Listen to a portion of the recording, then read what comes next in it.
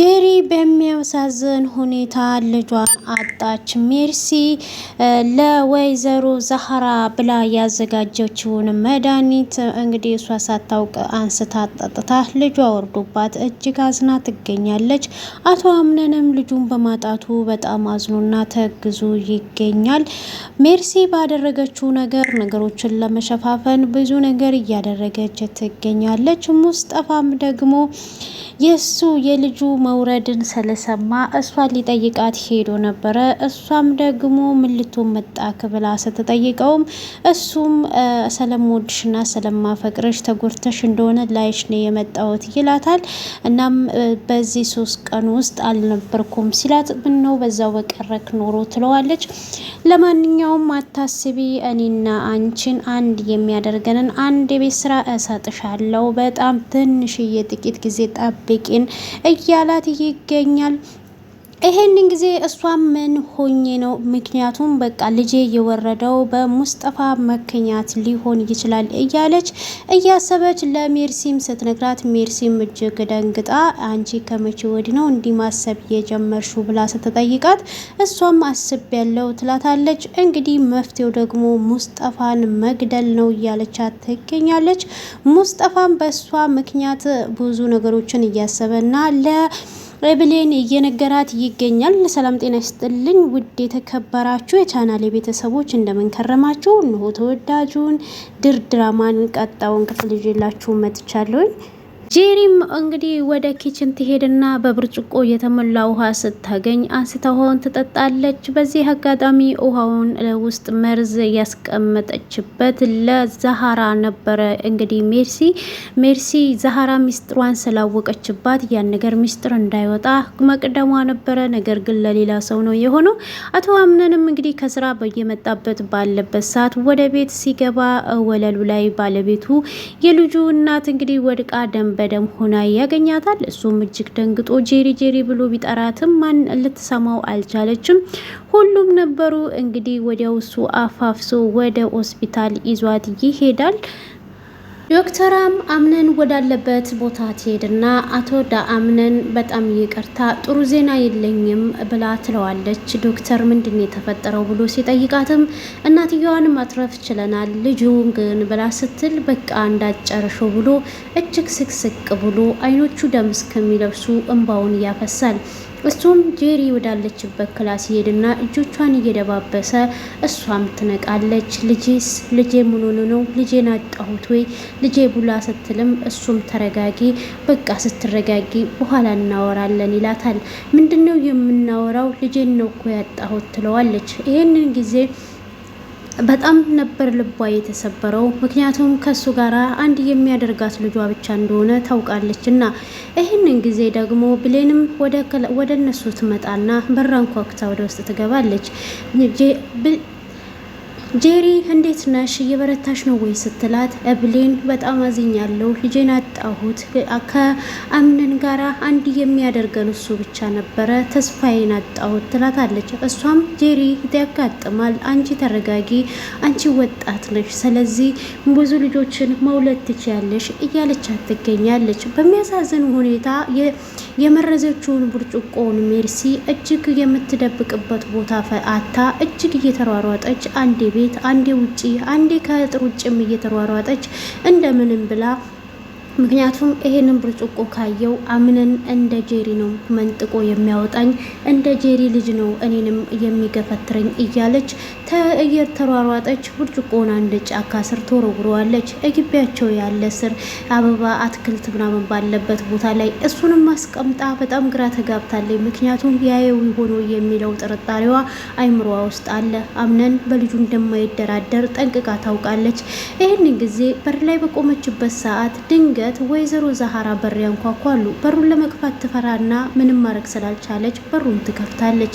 በሩን ከፍታ እጅግ ፍራቻዋና ድንጋጤዋ በፊቷ ላይ ያሳያልና ወይዘሮ ዛህራም እቤት ወሬው አልቆብሽ ጭራሽ ግቢ ውስጥ መቆም ጀመርሽ ወይ ብላ ስትላትም አንቺ ይህንን እንዴት አወቅሽ ስትላት ስላንቺ እንድንጠረጥር የማናደርገውን ነገር ሁሉ እንድንጠረጥር አድርገሽናል ትላታለች። ይህን ጊዜ ሜርሲም ዛህራ ትልቅ ችግር ተፈጥሯል ትላታለች። የምን ችግር ብላ ስትጠይቃት ጄሪ በሚያሳዝን ሁኔታ ልጇን አታለች፣ እኛም እንዲሁ ስንሰቃይ ነው ያደርኩት ብላ ትላለች። ምን ሆና ምን ተፈጥሮ ምን ነው በሞትኩት ወይኔ ልጄ ብላ እንግዲህ እናት ዛህራም እጅግ ታዝናለች። በምን ምክንያት ነው ብላ ብትጠይቅም እነሷ ምክንያቱን እንደማታውቅ ትነግራታለች። ታዲያ ለዚህ ምን አደርጋለሁኝ አሁን በሩ ዝጊው ብላት እናት ዛህራም እንግዲህ ቶሎ ብላ ልብሷን ቀያይራ ወደ ሆስፒታል ትሄዳለች። ሆስፒታልም ከደረሰች በኋላ እጅግ አዝናለሁ የሆነብሽንና የተፈጠረብሽን ብላ ስትላትም እናት ዛህራ በጣም አዝኛለሁ፣ ባዶነት ስሜት ነው የተሰማኝ ትላታለች። እሱንማ እናት ሆኖ የሚያውቀው ሁሉም ሰው ያውቀዋል፣ ስሜቱን ከባድ ነው። ለማንኛውም አይዞሽ፣ በርቺ፣ ጠንካራ ሁኚ፣ ነገሽን ማሰብ የተሻለ ነው፣ ነገሽን ስታስብ ትጠነክሪያለሽ ብላ አሁን ቆንጆ ሾርባ ሰርችልሽ ይዤልሽ እመጣለሁኝ ወደ ቤት ልመለስ ስትል ይህን ጊዜ አብሌንም በቃ እኔም አብሬሽ ሄዳለሁ እናት ዛህራ ስትል እንግዲህ አቶ አምነን ከፊቱ እንድትሄድ የማይፈልጋት የሚወዳትን ፍቅረኛውን ለምን ትሄጃለሽ እዚያ ቆይም ወይ ሲላት አይ እናንተ ሁለታችሁ ሆናችሁ ጊዜ ያሳልፉ እኔ መሄድ አለብኝ ትልና ተናዳ ስለነበረ እሷም ወደ ቤት ከእናት ዛህራ ጋር ትመለሳለች።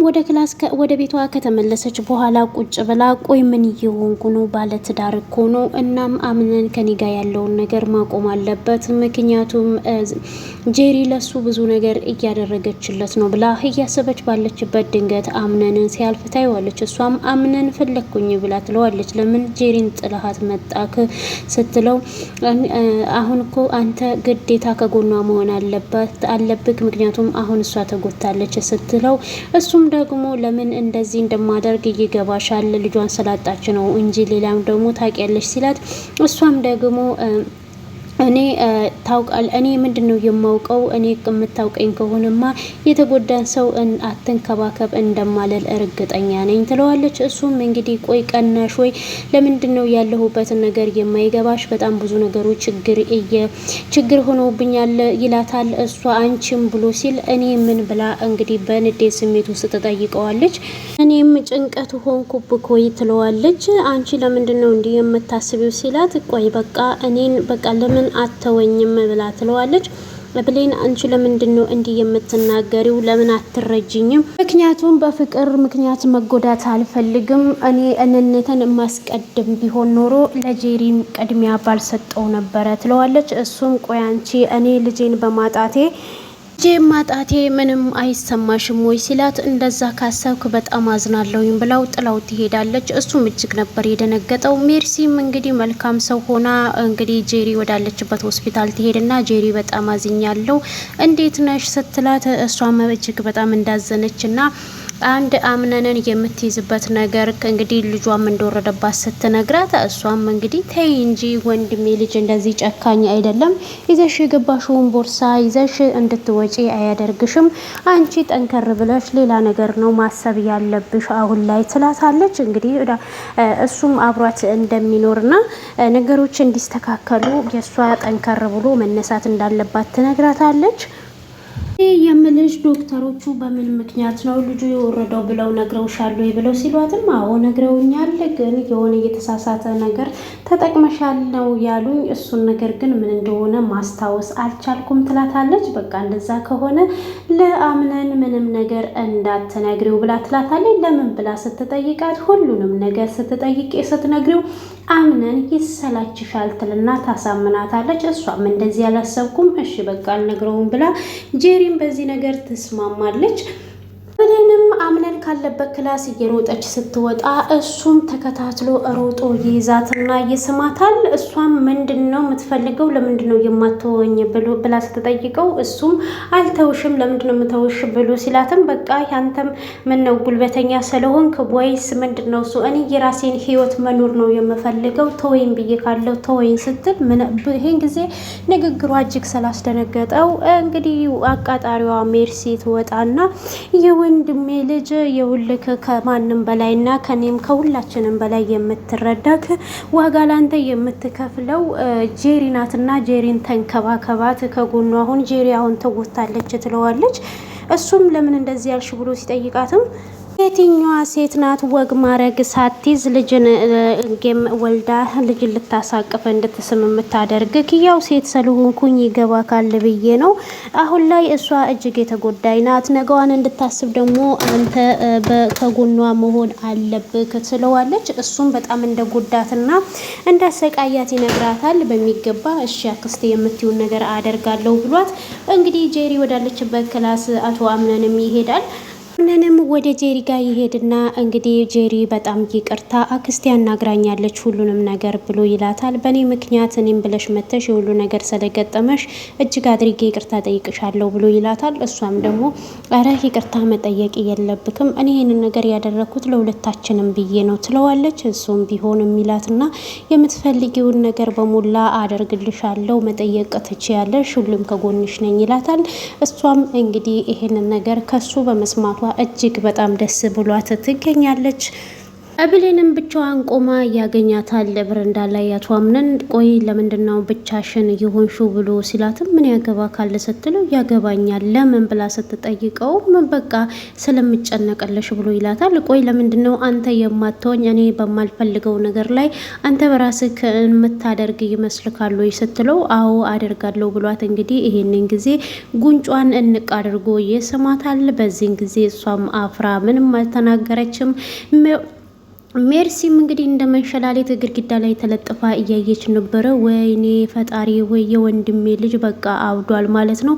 እሱም እንደ ሞርዚና አብዷል ማለት ነው። ወይ ምንድነው አይኔ ነው ወይስ ምንድነው ያየሁት? እስኪ ደግሜ ልያቸው እያለች እንግዲህ ትገኛለች። ሁሉም ተሰብስበው ምግብ እየበሉበት እያለ ይሄን ጊዜ ሜርሲ ሰዎች ሁላችንም አሁን ለጄሪ እስከምትጠነክርና ራሷን እስከምትሆን ከጎኗ እንድንሆን ይገባል ትላለች። ይሄንን ጊዜ እሷም ጄሪም እውነቴን ነው የምላችሁ ሴትነቴን ያጣዋህል ነው የተሰማኝ በጣም ከባድ ስሜት ነው ትላታለች። እንግዲህ ቤሌንም ደግሞ አታስቢ ሁሉም ነገር ይስተካከላል ከሁሉም ነገር በላይ ደግሞ ነገሮችን የሚያስረሳሽ አምነን ነው እያለች ትገኛለች። አምነንም ሁሌም ከጎኗ እንደሆነ ይነግራታል። ብሌንም በጣም ጥሩ አድርገሃል አምነን የሴት ልጅ በተጎዳይ ሰዓት የሚንከባከባት ባሏ ከጎኗ ሲሆን ትልቅነትን ነገር ይሰማታል። ነገ ደግሞ የልጅ እናትና ቤተሰብ ናትና በርትተህ አጠንክራት ትለዋለች። ጄሪም እውነት እሷን ለእሷ ያሏት መስሏት እሷም በጣም ነው የማመሰግነው እውነቴን ነው የምላችሁ ይሄን ያህል በእናንተ ውስጥ ያለው እንኳን አይመስለኝም ነበር ትላለች። ሜርሲም ይሄን ጊዜ በውስጧ እና ይሄን ብታውቂ ኖሮ በካሬ ልትሸጩ ነው ወይ እያለቻት እያሽሟጠጠቻት ሜርሲም ውጪ ቆማ ባለችበት ሰዓት ሙስጠፋ ይመጣል። ሙስጠፋም የት ነበር ከይን ሰሞን አይችል አቅም ብላ ስትጠይቀው እሱም አንድ መጨረስ ያለብኝ ነገር ስላለ እዛ ልጨርስ ሂጄ ነው ብሎ ይላታል። እሷም ለማመን የሚከብድ የሚስትክ ልጅ ወርዷል ትለዋለች። ማለት ምንድነው የምትዩ ሲላት ጄሪ ሰላም አይደለችም ወይ ብሎ ይጠይቃታል። እኔ እኮ በሰላም ተገላገለች ሳይሆን አስወረደች ማለት ወረደባት ነው እያልኩ ያለሁት ብላ ትለዋለች። ማለት እሺ አምናን ምን አለ ምን ተሰማው ብሎ ሲጠይቃትም የሚስትክ ባልማ በጣም አዝኖና ተግዞ ነው የሚገኘው ብላ ትለዋለች። እሱም ይሄንን ጊዜ ጄሪ ማየት አለብኝ ብሎ ወደ ውስጥ ይሄዳል።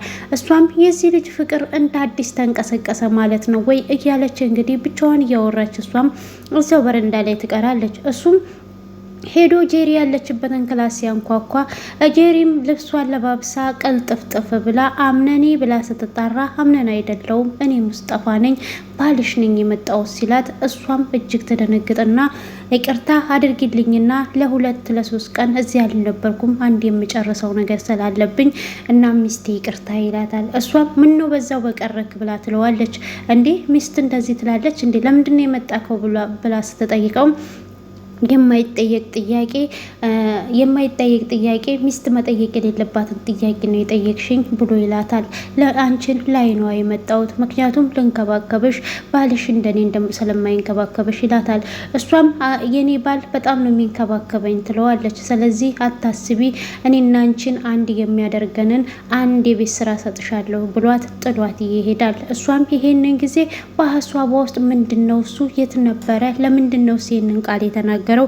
እሱ እዚህ ከሌለስ ለምንድነው ይሄ የገጠመኝ? መቼም ሙስጠፋ አላደረገውም እያለች ሌላ ነገሩን እንግዲህ እንድታስብ አድርጓታል። ሙስጠፋም ቀጥ ብሎ ብሌን ያለችበት የተቀመጠችበት ቦታ ይሄድና ቆይ ምን ሆነሻል? ያ አምነን አስቀይሞሽ ነው አይደለም ወይ ብሎ ይላታል። አይ ብዙ ከማውራት ዝም ማለት እየተሻለ ነው ብላ ትመልስለታለች። እኮ ዝም ማለትሽ እኮ ነው ይሄንን ሰው የሚያስጨንቀው ብላ ትለዋለች። እና እሱም ደግሞ እኔና አንቺ በአንድ አይነት ጫማ ውስጥ ያለፈን ይመስለኛል ብሎ ሲላትም አንተ ምን ሆንክ ብላ ስትጠይቀው የሆነብኝማ ትንሽ የቆየ ነው ይላታል። ይሄን ጊዜ ብሌንም አሁንማ ህይወታችን ልክ እንደ ድር በመርፌ እንደሚያልፍ ክር ሆኖ ተተብትቦ መፍታት ያቃተን ይመስለኛል ብላ ትለዋለች። ሙስጠፋ ከዚህ በፊት በልጅነቱ ያፈቀራት ሴት የልጅነቱ ጓደኛው እጅግ የሚወዳትና እጅግ የሚያፈቅራት እሷ ግን ለገንዘቡ ብላ ሁሉን ነገሩን ወስዳበት እሷም እንደተቀየሰችና ይነግራታል። እሱም እንግዲህ አሁን አንድ ሰው አንቺ መጠቀሚያ አድርጎ በአንቺ ላይ ቢሄድ ምንድን ነው የምታደርገው ብሎ ሲላትም እሷማ በዝምታ ነው መቀጣው ትለዋለች። እሱ ግን በዝምታ መቀጣት ሳይሆን መገደል ነው ያለበት ይላታል። የአንድ ሰው ከሞተማ እረፍት ነው ብላ ስትለው ሞት ረፍት ሆኖ አያውቅም ይላታል። ግን ፍቅረኛህን ታገኛታለህ ወይ ታያታለህ ወይ ብላ ስትጠይቀው አዎ እኔ ጋ ናት፣ እዚህ ናት፣ በቅርቤ ናት፣ ታያታለሁ እዚህ ከተማ ውስጥ ይላታል። እናም በእሷ ግን ደግሞ በጣም እንደተጎዳና እሷ ዋጋ ማስከፈል እንዳለበት እየነገራት ይገኛል። ብሌንም እጅግ ተገርማለች። ምክንያቱም የሆነ ውስብስብ ህይወት ውስጥ እንዳለ ተረድተዋለች። ነገር ግን እሱ በቀልም በበቀል ነው የያዘውና መጨረሻው ደግሞ ይሄ አያምርም። አንዳንድ ጊዜ ተረጋግቶ ቢያስብ የተሻለ ነው ብዬ አስባለሁ። ለጄሪስ ምን አይነት ወጥመድ አዘጋጅቶላት ይሆን? ምክንያቱም ከኔ ጋር አንድ የሚያደርግሽ ነገር አዘጋጅቼልሻለሁ እያላት ነው። ሜርሲም እንግዲህ ለጄሪ ጋር ሄዳ ጄሪ ደግሞ ያው የዋህና መልካም ስለሆነች እንደ እህቷም ስለምታያት አንዳንድ ነገሮችን ወዲያውኑ የምታማክራት እና እሷም ደግሞ ይሄ አሁን እሱ የት ነበረ ምናምን ብላ ስለ እሱ ስትጠይቃት ስለ ሙስጠፋ እሷም ምንድን የጠረጠርሽው ስትላት እንግዲህ ልጄን ያወረደው እሱ ሊሆን ይችላል ብላ ትላታለች። ከመቼ ወዲህ ነው አንቺ ይህንን ማሰብ የጀመርሽው ስትላት አሁን ዛሬ ብላ ትነግራታለች። እና ይሄንን ጊዜ ምን ልታደርጊ ወሰንሽ ብላ ትላታለች።